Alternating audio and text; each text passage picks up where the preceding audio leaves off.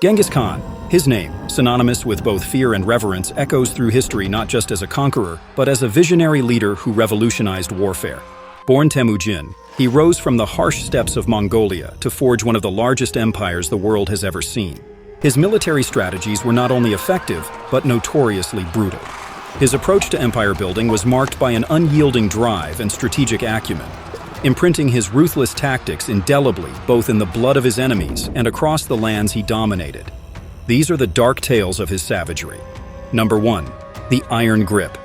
Genghis Khan's rule was characterized not only by his expansive military conquests, but also by the stringent and often brutal methods of enforcement and discipline he employed to maintain control over his vast empire. His approach to governance was underscored by a formidable application of fear and terror, both as a deterrent and as a tool of retribution, which left a lasting imprint on the regions he conquered. Central to Genghis Khan's strategy was the implementation of the Yasa, a legal code that prescribed harsh punishments for breaches of law and order. This code was not only a set of laws, but also a psychological tool designed to maintain strict discipline among his troops and instill a sense of order in the conquered territories. Under the Yasa, theft, adultery, and desertion were punishable by death, and there were no exceptions for rank or status, demonstrating the code's impartiality and severity. One of the most feared aspects of Mongol governance was the swift and merciless execution of justice, which could be seen during the Mongol invasions, where entire cities were razed and populations massacred for resisting Mongol authority. These acts of extreme violence served a dual purpose. They eliminated immediate resistance and sent a chilling message to other potential adversaries. For instance, after the conquest of a city, Mongol commanders often executed a terrifyingly precise slaughter of its military and aristocratic leaders, both to decapitate the city's leadership structure and to discourage thoughts of rebellion or resistance in the future. The civilian populations, while sometimes spared, were often subjected to acts of terror that left deep psychological scars, intended to dissuade them from any future dissent. Moreover, Genghis Khan's retributive justice was not random, but calculated for maximum psychological impact. When a city or a leader betrayed Mongol agreements or hospitality, the retribution was not just physical, but designed to be a spectacle that others would hear about and fear. The destruction was often total, with survivors and refugees spreading tales of Mongol ferocity far and wide. In sum, the use of fear and terror under Genghis Khan's rule was a carefully crafted strategy. Through these means, Genghis Khan cemented his reputation as one of history's most formidable and feared conquerors. Just a quick moment before we unveil the rest. If you're not already part of our incredible community, consider subscribing to this channel.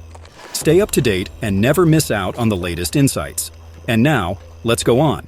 Number 2. The conquest of the Kharid tribe.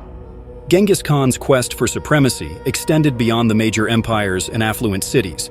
It also touched the lives of the smaller tribal groups that shared the vast steppes of Mongolia, such as the Kharid tribe. The Kharid, once close allies of Genghis Khan, experienced the volatility of his ambitions firsthand, their relationship evolving from partnership to rivalry, and ultimately to subjugation. Originally, Genghis Khan, then known as Temujin, formed a strategic alliance with the Kharid, led by Togrul, who was often referred to as Wang Khan.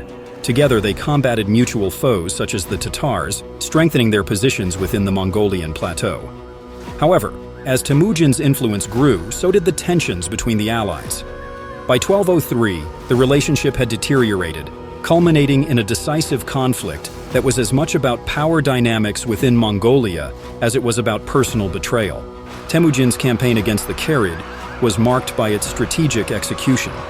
While fierce, the battle tactics employed were aimed at breaking the military backbone of the Kharid to bring them under Mongol control. The men who once stood as allies against Temujin were either integrated into his growing forces or met with a warrior's end on the battlefield. The fall of the Kharid served a dual purpose. Militarily, it cemented Genghis Khan's reputation as a formidable leader capable of unifying the Mongolian tribes under a single banner. Politically, it sent a stark message across the steppes. Resistance to Genghis Khan's rule could be costly. This event was not just a military conquest, but a pivotal moment in the formation of what would become a vast empire stretching across Asia. Number 3. The sacking of Nishapur. In 1221, the formidable Mongol army, led by Genghis Khan, set its sights on Nishapur, a vibrant city nestled in present-day northeastern Iran. Nishapur was not only a bustling hub of commerce, but also a critical node on the Silk Road, making it a strategic target for conquest. This city's prominence in trade and culture underscored its importance in the region, marking it as a significant prize in Genghis Khan's expansive empire. The siege of Nishapur was precipitated by a severe betrayal, the murder of Genghis Khan's son-in-law by the city's governor, Inalchuk, which fueled a catastrophic response. The Mongol retribution was swift and merciless, typifying the harsh military strategies that defined Genghis Khan's rule. Upon their arrival, Mongol forces met any resistance with extreme brutality, a grim hallmark of their conquests.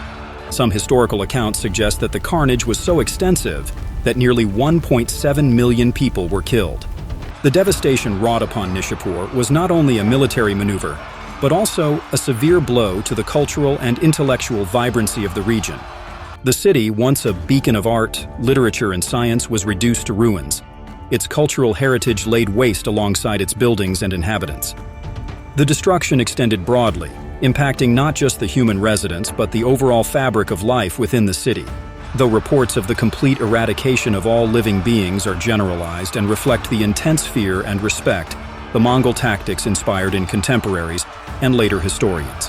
In a stark and chilling display of victory, Genghis Khan reportedly ordered the construction of a pyramid made from the heads of the deceased, a gruesome monument to his triumph and a stark warning to any who would consider opposition. Number 4. The fall of the Khwarezmian Empire.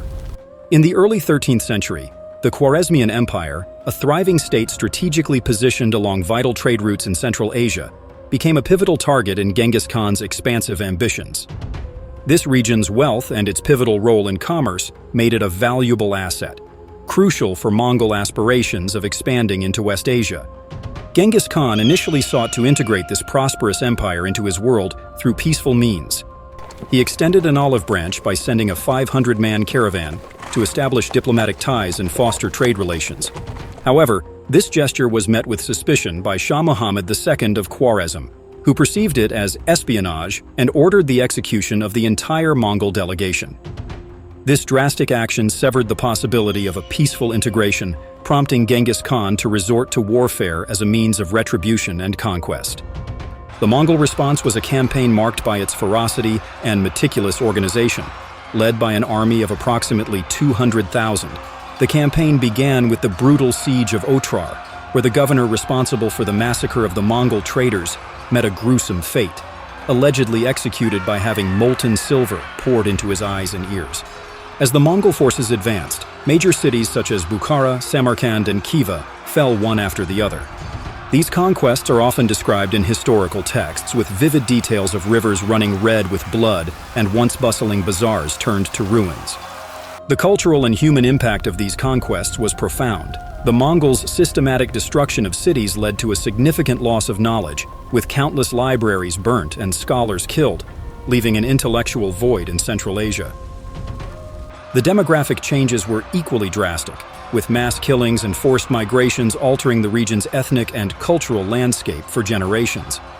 By reflecting on these events, it becomes clear that Genghis Khan's conquest of the Khwarezmian Empire was not merely a military campaign, but also a significant geopolitical maneuver and a cultural catastrophe that reshaped Central Asian history. Number 5. The Siege of Urgench. After subduing much of the Khwarezmian Empire, Genghis Khan's campaign culminated in a protracted siege of its capital, Urgench, renowned for its prosperity and cultural richness. Situated at the heart of Central Asia, Urgench was a pivotal trading hub on the Silk Road, its strategic and economic significance making it an essential conquest for Genghis Khan's expansionist strategy. The city's wealth and cultural heritage also rendered it a symbol of Khwarezmian resistance against the Mongol invasion.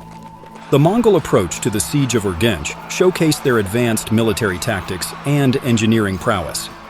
Utilizing a combination of traditional siege techniques and innovative strategies, including the employment of engineers taken from previously conquered territories, the Mongols orchestrated a multifaceted assault. They besieged Urgench from multiple angles, gradually breaking down the city's defenses through both psychological and physical warfare. The siege was marked by intense human drama. Defenders of the city, aware of the fate that likely awaited them, displayed remarkable bravery in the face of overwhelming odds. Within the besieged walls, the inhabitants endured severe hardships, their daily lives consumed by the struggle to survive. The fall of Urgench was brutal and left the city in ruins. Historical accounts suggest extensive slaughter. The aftermath was devastating. The once thriving city never fully recovered its former glory or economic power. The Mongols' destruction extended to the city's cultural fabric. Libraries burned, scholars slain, and architectural marvels destroyed. In the years that followed, the region struggled to regain its economic and cultural vitality. Efforts to rebuild were hampered by the lasting impact of Mongol rule, which had fundamentally altered the area's demographic and economic landscape. Number 6. Herat's tragic fate. Herat was another celebrated center of the Khwarezm Empire and stood as a beacon of cultural and intellectual achievement along the Silk Road. Renowned for its contributions to the arts, science, and literature, it was a hub of civilization pivotal for regional trade and scholarly exchange. This made its strategic importance to Genghis Khan unmistakable, as control over Herat meant influence over significant trade routes and cultural wealth. In 1221, the shadow of Genghis Khan's ambition fell over Herat. Defying the Mongol forces, the city's governor, Shams al-Din Kart, chose resistance over submission, a decision that marked the beginning of a brutal conflict. For 6 grueling months, Herat withstood the Mongol siege, a testament to its people's resilience and hope for salvation. However, the siege's end brought only devastation. When Herat's defenses were breached, retribution came swiftly.